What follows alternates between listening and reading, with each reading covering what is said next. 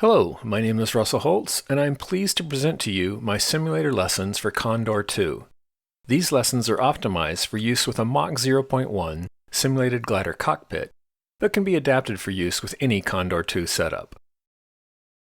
Two versions of the lessons are available, one using the Duodiscus X and the other using an ASK21.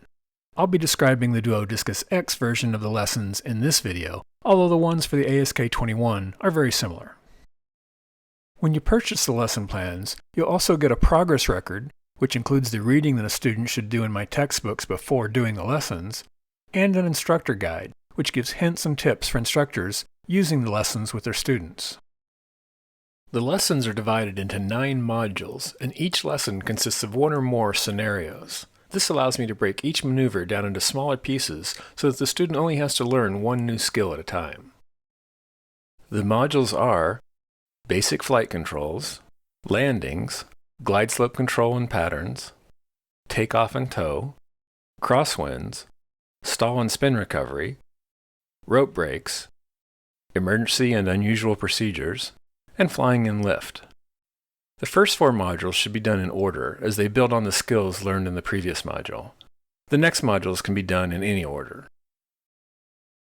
I've also included some additional flight scenarios that can be used to help the student improve their flight skills, practice various emergency procedures, and develop situational awareness, planning, and decision-making skills. Each scenario includes a brief description about what the student is expected to accomplish.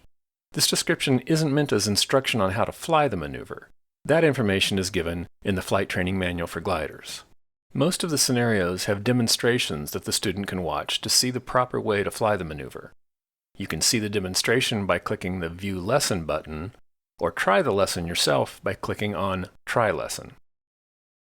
The instructor guide includes the descriptions given in the lesson, along with notes that point out actions that the instructor should take to help the student master the lesson. This can be very useful for instructors who've not previously used simulators for training. Now I'm going to describe the progression of the lessons through the first 4 modules. Module 1 is all about teaching the student how to control the glider in straight flight and in turns. The first lesson introduces the student to Condor, to the controls and their effects, and how to read the instruments. Next, the student will practice controlling the pitch and trimming the glider. Then the student will learn how to perform coordinated turns.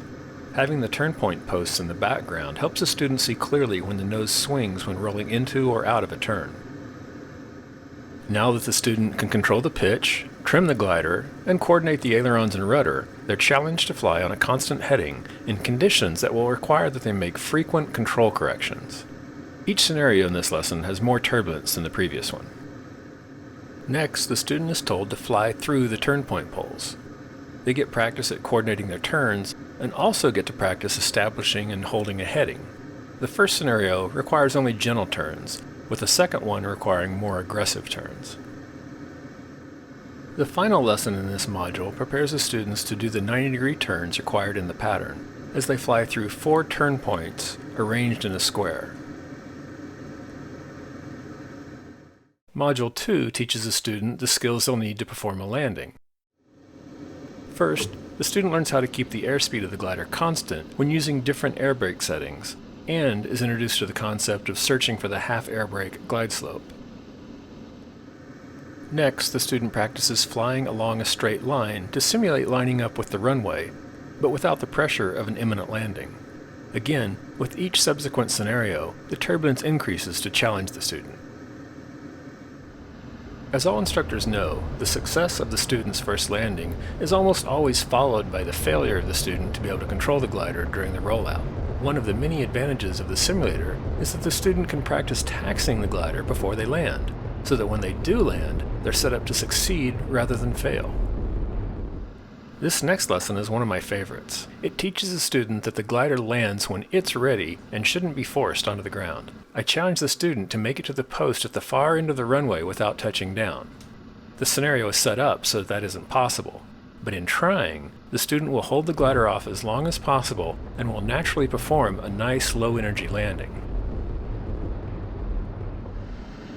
Now that the student knows how to fly along a straight line, control the airspeed with the air brakes open, fly the hold off, and taxi the glider, it's time to teach the landing.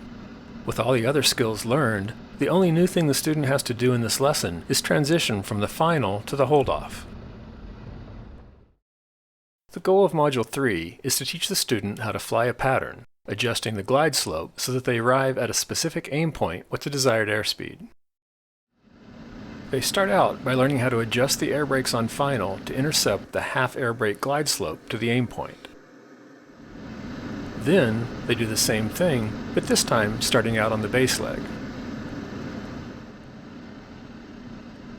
Next, they learn how to perform precision landings by flying to the aim point, holding the glider in the air until after the touchdown point, and then getting the glider stopped by the stop point. And finally, now that they have all the required skills, they're taught to fly the entire pattern. Module 4 finishes up teaching the basic skills to the student by introducing the takeoff and the tow.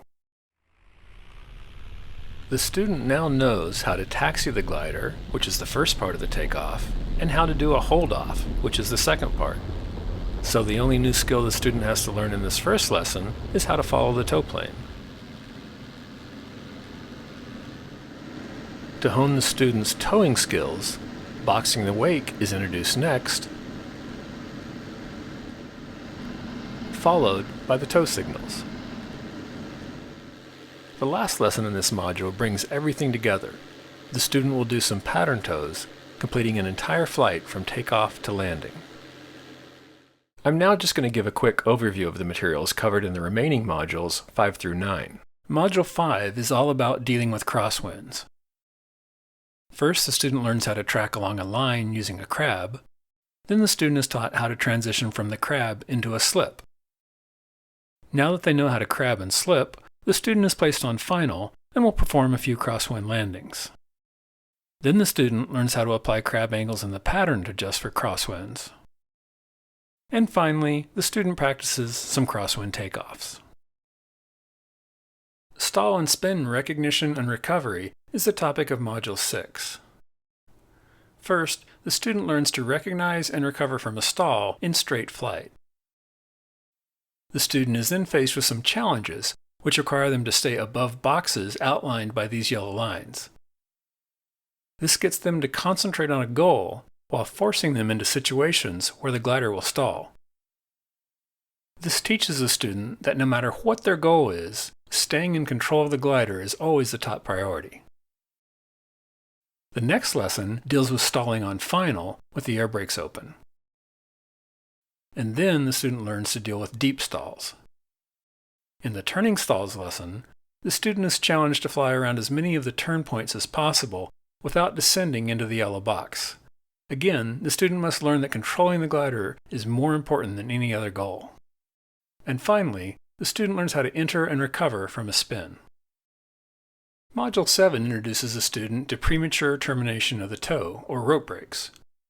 First, the student practices an off-field landing, since these may be required if the rope breaks below 200 feet.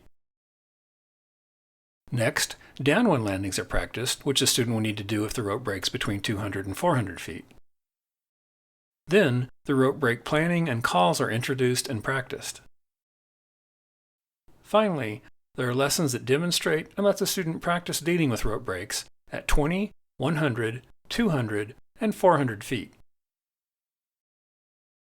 Module 8 deals with emergencies or other unusual occurrences.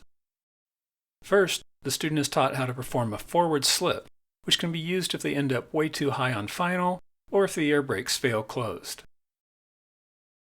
Then the student practices using the forward slip to land.